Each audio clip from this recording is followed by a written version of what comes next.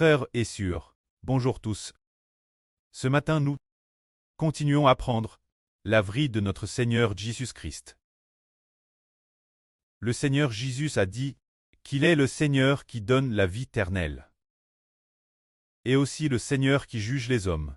Alors, ainsi le Seigneur a dit qu'il est le Seigneur qui donne la vie éternelle. Comme le précleste donne la vie éternelle, l'alliance du Seigneur, notre Seigneur Jésus-Christ donne aussi la vie éternelle de la même manière. Concernant le fait que le Seigneur peut donner la vie éternelle aux hommes. Y a-t-il vraiment des témoins pour lui? Y a-t-il quelqu'un qui témoigne que Jésus peut vraiment donner la vie éternelle? Y a-t-il des témoins? Le Seigneur a dit ceci. Si je rends témoignage de moi, mon témoignage n'est pas vrai. Il y en a un autre qui rend témoignage de moi.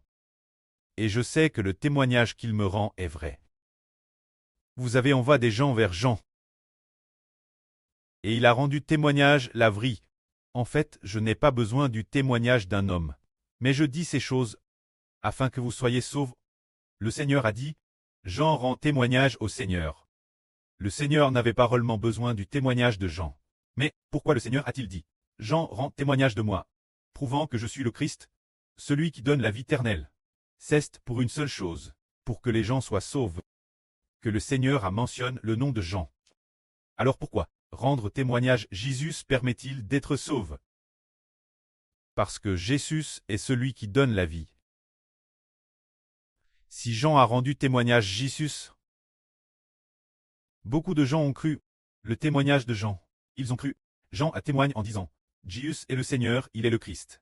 Alors il y eut des croyants qui allent recroire en Jésus, ceux qui croient au Seigneur. Le Seigneur leur donne la vie éternelle. Comment Jean a-t-il autrefois rendu témoignage au Seigneur? Jean a dit ceci.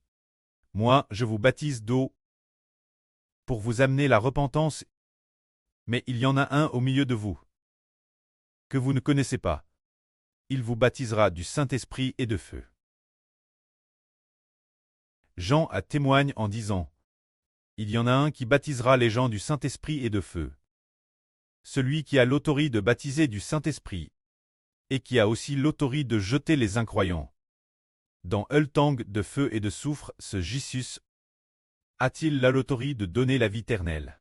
Bien est-ce qu'il a l'autorité de donner la vie éternelle? Jean a encore rendu ce témoignage. Je ne connaissais pas Jésus moi-même, mais je baptise d'eau, afin qu'il soit manifeste qu'il est le Fils de Dieu, qu'il est le Christ, qu'il est le Messie. J'ai vu l'Esprit descendre du ciel comme une colombe et s'arrêter sur Jésus. Je l'ai vu, et j'ai rendu témoignage qu'il est le Fils de Dieu. C'est le témoignage que Jean a rendu au Seigneur. C'est dire que Jean a personnellement rendu témoignage au Seigneur Jésus-Christ. Il a vu de ses propres yeux l'Esprit descendre sur le Seigneur Jésus. Il a alors compris, Jésus peut donner l'Esprit Saint de la vie éternelle aux hommes. Car Jean a encore témoigné ainsi. Celui qui m'a envoyé m'a dit, celui sur qui tu verras l'Esprit descendre, c'est lui qui baptise du Saint-Esprit. J'ai vu l'Esprit descendre sur Jésus. Donc j'ai su qu'il est le Fils de Dieu, qu'il est le Christ. C'est dire, le témoignage que Jean a rendu au Seigneur, afin que nous entendions le témoignage de Jean, et croyons que Jésus est celui qui donne le Saint-Esprit. Celui qui donne la vie éternelle. Que la gloire soit auprès et au Seigneur. Amen.